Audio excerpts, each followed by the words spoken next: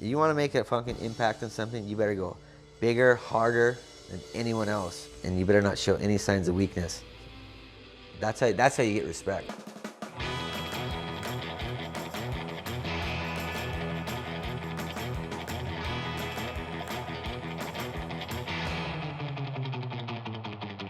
Surfing's not just a sport, it's personal. Every heat, every lineup battle, it's judged not just by scores, but by how it makes people feel. Fans don't just watch, they pick sides. Some surfers become icons, followed, respected, even worshipped. Others, they stir the pot, spark controversy, and get booed just for paddling out. Today, we're diving into 6 of the most talked about surfers in modern history. 3 who earned lasting love from the core, and 3 who pushed buttons, challenged norms, and split the fan base. Because in surfing, it's never just about titles. It's about presence, style, impact. And few surfers hit all 3 like this man. A name that still echoes in every lineup, Andy Irons.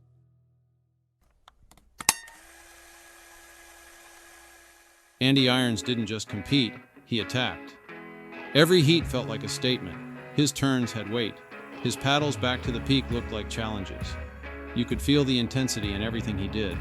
And when he spoke afterward, win or lose, it wasn't a media script. It was raw, honest, from the gut. I went through the trial and error like everyone else. Got out of high school and straight into the tour life, and it can eat you alive, and it kind of, took a big chunk out of me. I fell off the tour. If I didn't do that, I wouldn't come back so strong. Andy Irons. Can we just fucking ride your coattail today? Bro, just feel the aura. You guys are, I didn't win, we all won. The whole freaking, all the boys. Don't even hang, don't even hang. Never, buddy. Andy wasn't polished. He wasn't trying to be a brand. He showed up with fire in his eyes and emotion on his sleeve. He could be messy, moody, even explosive, but that was the point. Fans connected because it felt real. Not curated, not filtered, just Andy. He was the opposite of Kelly Slater, the clean-cut, calculated icon. Andy was instinct, grit, and defiance. And their rivalry? It wasn't just Hawaii versus Florida or power versus precision. It was personal. He would just look at it and go, I should never lose. I want to take Kelly's dream and smash it. I don't even know if I even said what my dream was. He just was going to figure out what was before me and kill it, My whole driving force right now is to take his little pretty picture and just crush it. Started this rivalry thing, and I started getting into the character and just kind of going, you know what? Yeah, fuck Kelly. He wasn't the guy I grew up looking up to anymore. He was the guy that I wanted to beat more than anything, that wanted nothing better than to leave him on the beach with a loss. When Andy beat Kelly, it didn't feel like an upset. It felt like someone breaking through a wall that wasn't supposed to crack. He gave people something to root for. Someone who wasn't supposed to win, but did. And nowhere was that more obvious than at Pipeline. 3 straight Pipe Masters wins. Not by playing it safe, but by charging into the heaviest waves on the North Shore. He surfed like it meant everything, because to him, it probably did. His interviews were just like his heats, unpredictable, emotional, and impossible to fake. He didn't care if it was clean. He cared if it was true. That's what made the surf world embrace him. Not the sponsors, not the stats, the truth. To the grinders, the locals, the surfers who never fit the mold, Andy was one of them. He didn't just surf heats. He carried weight for every surfer who ever felt overlooked. He made them feel seen. He wasn't perfect, and nobody thought he was. Sometimes his passion burned too hot. Sometimes the pressure broke through. But when he was locked in, when the waves lined up and his head was clear, there was nobody better. His 2003 world title run was proof. He didn't just beat Kelly, he forced Kelly and the entire tour to adapt to his style. He turned the rankings into a fight, and he came out swinging. But that edge came from somewhere deeper. There was a storm inside Andy Irons, a battle between what he loved and what wore him down. And over time, that battle took its toll. When he passed away in 2010, it didn't just shake the rankings, it hit the heart of surfing. People didn't just watch Andy, they felt like they knew him. His legacy still lingers, in the water at Pipe, in every kid wearing an AI Forever sticker, in the surfers who ride with emotion first and fear second. He didn't chase fame, he earned love the hard way, by giving every drop of himself to every wave. And that's why, even now, Andy Irons isn't just remembered, he's felt. Gabriel Medina didn't show up to charm anyone. He wasn't trying to entertain. He came to win and made it obvious from day one. Focused, clinical, ruthlessly effective. He didn't just win heats, he dismantled them. Airs that defied gravity, carves like clockwork. Every move had a purpose. Every wave another calculation in a match he'd already solved. Brazil adored him. He was their prodigy, their thunderclap answer to generations of surf elitism. This is something that every aspiring surfer dreams to be a part of, just to be a part of a world title race. 14 ASP World Champion Gabriel Medina.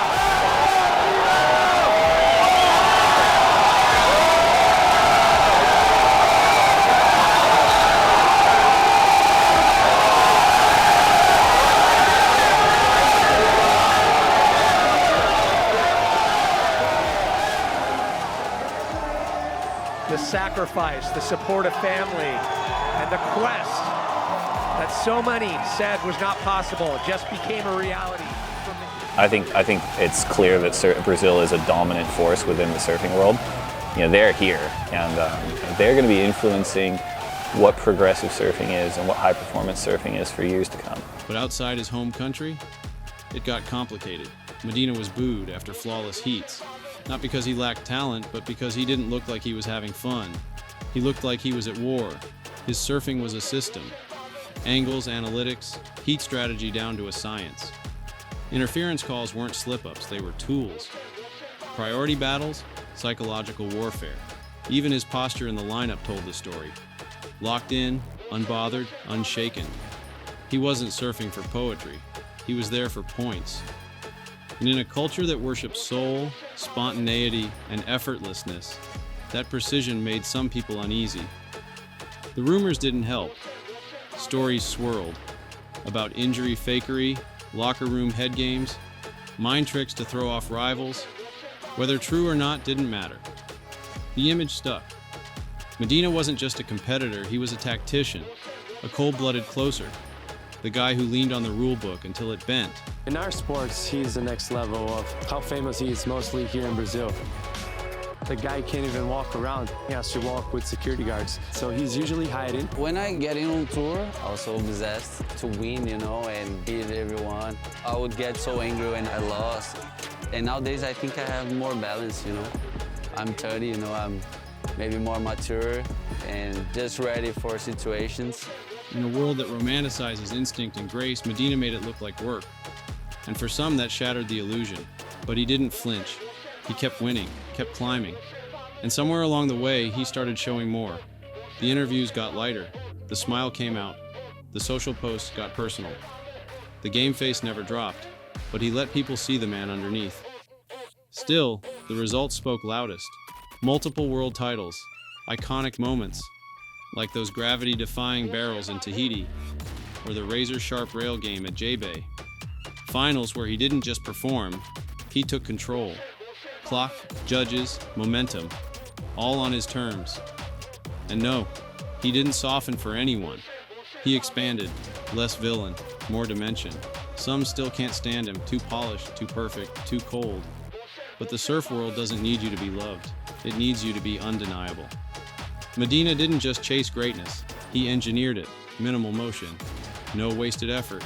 Every wave decoded, every move deliberate. He flipped the soul surfer script. Not with flowing arms or dreamy lines, but with precision so sharp it felt alien. And even now, he's not asking for applause. He just shows up, sharpens the blade, and delivers. Love him or not, Gabriel Medina changed the game, and everyone's still playing catch-up. Rob Machado never needed a trophy to win people over. He didn't scream for attention or chase headlines. He chased harmony. While others drove forward with force, Rob moved with the wave, within it, not trying to break it, but to become part of it. Where some surfers carved power into the face of a wave, Rob left something softer, a sense of ease. In a sport often defined by domination, Rob stood out by doing the opposite. He didn't try to overpower the ocean. He listened. He flowed with it. His surfing had a language, fluid, quiet, deeply personal, not showy, not loud. Each turn felt like a sentence, each cutback, a whisper. He made surfing look meditative, like a conversation, not a conquest. That didn't come out of nowhere. Rob was part of the legendary Momentum generation, a crew that helped shape modern surfing in the 1990s. It's incredible, looking back at, what we've all gone through in our lives and the lives that we've lived, and that we're all really proud of it. We're all really proud of our accomplishments and what we went through during that 90s, and making surf movies and traveling the world and being kids, growing up together. That was our family. But even among icons like Slater, Dorian, and Knox, Machado had a different rhythm.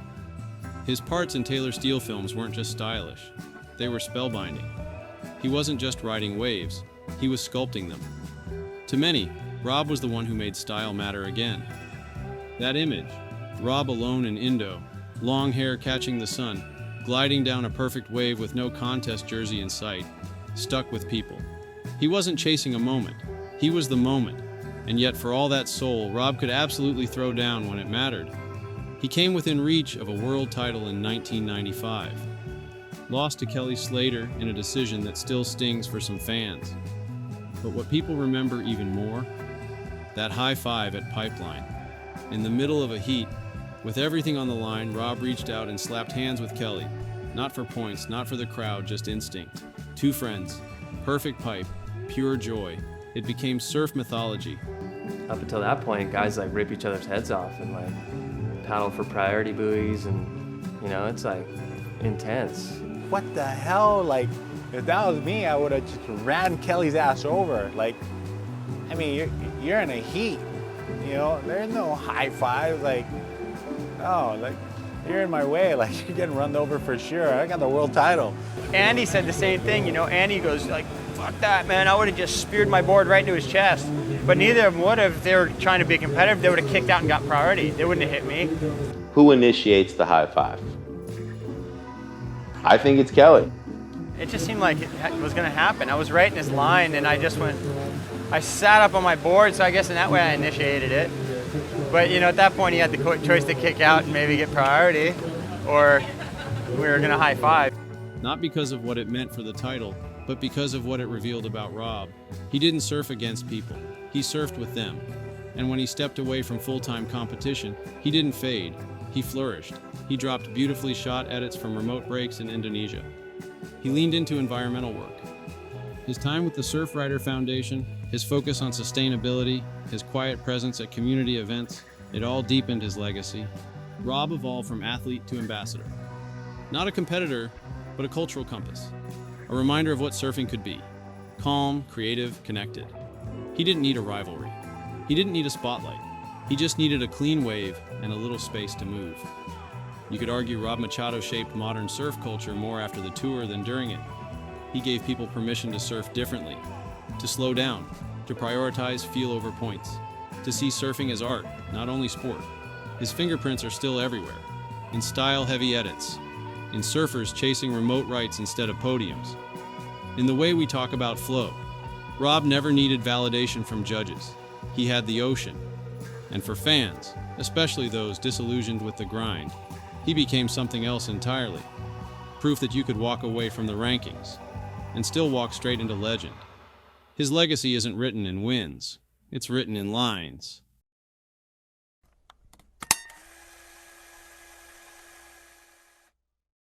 Adriano de Souza did everything right. Trained harder than anyone. Showed up early. Studied the judges, the heat draws, the conditions. And in 2015, it all came together. He won a world title. But when he raised that trophy, the moment didn't explode. There was no roar, no wild celebration, just a weird kind of silence. Not because the title wasn't deserved, it absolutely was, but because Adriano had never won over the crowd. He came from nothing, bought his first board for $7, taught himself to surf on blown-out beach breaks while dreaming of reef passes he'd only seen in magazines. Quem me deu a minha primeira prancha foi o meu irmão, né? Uma prancha do meu tamanho, bico parecia tipo uma onda. Custou R$30 e na época isso foi muito dinheiro pro meu irmão.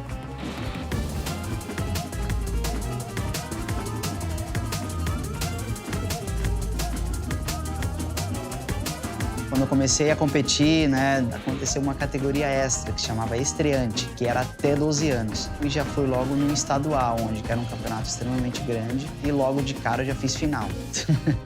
He didn't storm the scene like a prodigy. He built his career brick by brick, heat by heat, quietly grinding his way into the top ranks while flashier names soaked up the spotlight. And somehow, none of that was enough. Fans didn't fall in love with the effort. They called him mechanical, uninspired, lacking flow. He wasn't effortless, and he didn't pretend to be. He was relentless, and for a sport that romanticizes style, that felt off script. Then came Portugal. The moment he pulled Medina's leash mid-heat, everything boiled over. To some, it was smart strategy. To others, it was sacrilege. The message was clear. Adriano would rather win ugly than lose beautifully. And maybe that's what really made people uneasy. He didn't surf for show. He surfed to win. And in a culture that worships the illusion of ease, that level of intent felt cold, too calculated. He didn't have John's flair. Didn't burn like Andy. Didn't float like Rob. What he had was structure, precision, commitment to a plan. And to the purists, that wasn't just boring, it was offensive. Here's the part no one likes to say out loud. We love underdogs, but only if they fit our idea of what one should look like. If they smile, if they entertain, if they carry the right kind of charisma. Adriano didn't check those boxes. He forced the surf world to confront its own contradiction. How can we claim the world title as the pinnacle, and then shrug when someone earns it the hard way? And make no mistake, he earned it. He beat Mick, he beat Medina, he beat the system built to favor everyone but him. But when he climbed those stairs in 2015, it felt like the crowd had already moved on. Even his post-win dedication to Ricardo dos Santos, his close friend, tragically killed that year, wasn't enough to shift the energy. Ricardinho foi surfista de alma, né? Era destemido, difícil de lidar, uma personalidade muito dura. Me dava algumas chamadas assim, tipo, pô, o que você tá fazendo aqui? Tem que estar lá, tem que não sei aonde. Eu nunca tinha perdido nenhum amigo, nenhum irmão. E o Ricardo foi o único atleta que ele chegou pra mim e falou, você vai ser campeão mundial. Inclusive, né, eu tenho uma marca dele, né, no meu corpo. É a mesma tatuagem que ele tinha no mesmo braço, força, equilíbrio e amor. Strength, balance and love. That's all I need this year to win this world title. Special dedication to my good brother, Ricardo dos Santos. The surf world had already decided Adriano wasn't their champion, but he never asked to be. He didn't surf for love, he surfed for legacy. And over time, that legacy began to reshape itself. Peers respect him. Young Brazilian surfers see a path. New fans, digging deeper, finally get the full story. Adriano didn't win with hype. He won with obsession, and in a culture built on feel, he proved that grind still matters. No, he wasn't the most exciting surfer of his era, but he might have been the most honest, because Adriano de Souza gave everything he had, even when no one was cheering. You didn't see Mick Fanning coming, but you felt him when he arrived. He earned his place with grit, grace, and comeback after comeback. Mick wasn't loud. He didn't chase headlines or stir up drama. But when he paddled out, the lineup shifted. Everyone paid attention. He came from the old school, where work ethic was gospel and excuses didn't exist.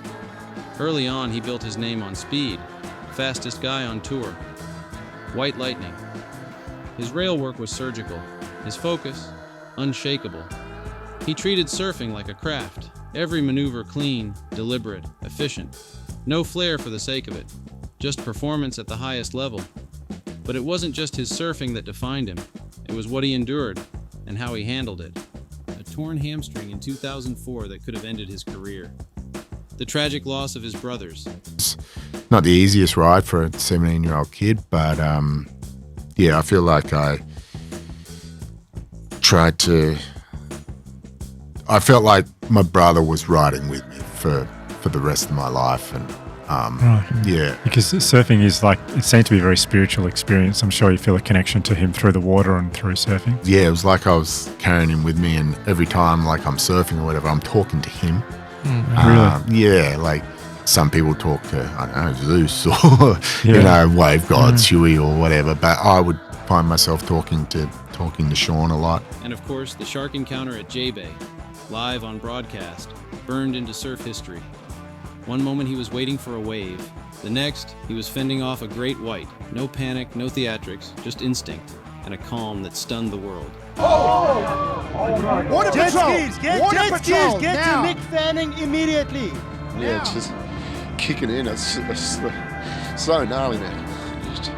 Everyone just forgot about everything, you know, forgot about competition and all those sort of things, and just were there for each other, and it was, it was beautiful. He didn't let fear chase him from the sport. He stepped back, took time, faced the trauma, and eventually returned to the very same break. Most people wouldn't have come back at all. Mick did. Sharper, wiser, more grounded than ever. That's what elevated him. Not just the 3 world titles, not just the wins. It was the way he carried it all, with humility, with poise, with a quiet sense of purpose. The spotlight found him, and he made it count. He offered advice without ego, helped younger surfers, and carried himself like a mentor, even while still competing.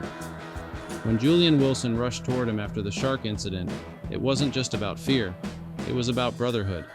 That image, 2 rivals clinging to each other, still alive, still here, became a symbol, not of victory, of humanity. Mick reminded people what character looked like. Even after stepping away from the tour, he didn't vanish.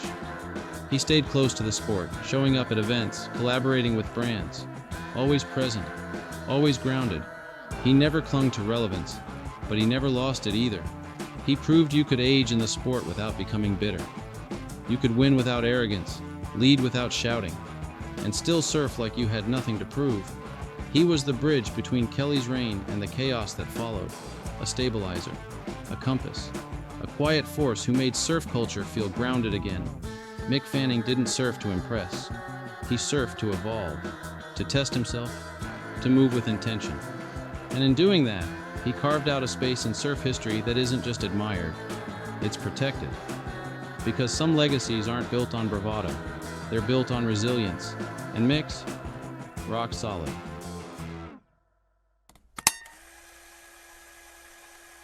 Kolohe Andino was supposed to be the future. Red Bull deals, Target sponsorship, magazine covers before he could vote. He wasn't just a rising talent, he was the chosen one. The kid groomed to bring American surfing back to the top. The machine moved fast. Before he had time to prove himself in the water, he was already a brand. Stylish, articulate, media trained. By the time he hit the championship tour, he looked ready for everything. By the time he made the tour, it was like old news for him. Kolohe's had such a broad upbringing with the sponsors and the profile building over there. He's been in the spotlight for a long time, so to keep him level-headed, I think he's done really well. You know, my first 3.5 years on tour, I had my dad and Snips watching me pretty closely. It's tough when you get on the tour at such a young age.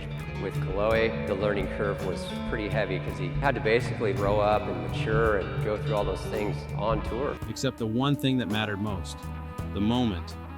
That signature heat, the breakout win, the ride that makes fans remember where they were. It never came. Kolohe was solid, technically sharp, focused. He surfed smart, rarely fell, hit all his marks, but something always felt just out of reach. No fireworks, no chaos, no streak of rebellion to break the mold. He checked every box, but never rewrote the script. Fans didn't turn on him. They just stopped leaning in. He had the look, the sponsors, the platform, but the performances never matched the promise. His clips were polished, his edits tight, but when the jersey went on, it felt more like maintenance than momentum. And the tour doesn't reward safe, especially not when John's redefining style. When Itulo's launching full rotation alley-oops into oblivion. When new names keep arriving with less polish but more punch. Kolohe didn't crash, he just coasted. And in a culture wired for breakthrough moments, that felt worse than failure. He became a reference point, not a movement. a known quantity, but not a defining force. To be fair, he never stopped working, never phoned it in. He trained, he refined, he stayed in the game. But when you're sold as the future, anything less than transformation feels like a letdown. There's still fight in him. He's grinding the Challenger Series, chasing one more shot at the big leagues. But the stage feels smaller now, and the spotlight doesn't wait. In a sport where legacy is built on singular, unforgettable moments, he needs one. A wave that shuts everyone up. A heat that resets the story. Not for the brands, not for the critics, for himself. Until then, Kolohe Andino sits in the in-between, present, but somehow not quite there. A career still in motion. A question mark that hasn't turned into a statement. But if you want to see what it looks like when a surfer breaks through and rewrites the script, check out our deep dive on John Florence. It's all there. The rise, the pressure, and the moment that changed everything. Because maybe that's the real divide. Andy burned bright. Medina dominated. Rob drifted free. Adriano clawed. Mick endured. Kolohe is still figuring it out. Each one challenged what we celebrate in surfing. Is it flow? Is it flair? Is it fight? Drop your take in the comments. Thanks for watching. And as always, stay wicked.